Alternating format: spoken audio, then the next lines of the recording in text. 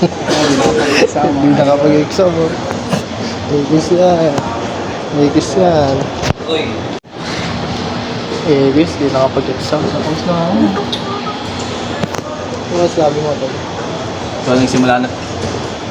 Ito nagsimula na lahat ng kamalasan ngayong araw. Natanong ko si sir, okay? Ano ginagawa niya?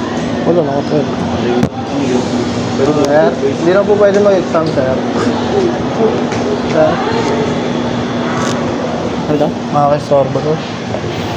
Storbo daw tayo.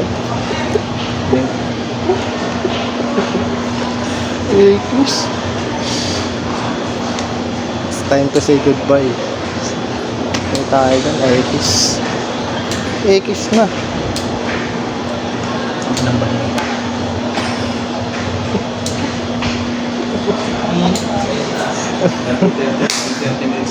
Wala kasi yung cellphone na rin, eh.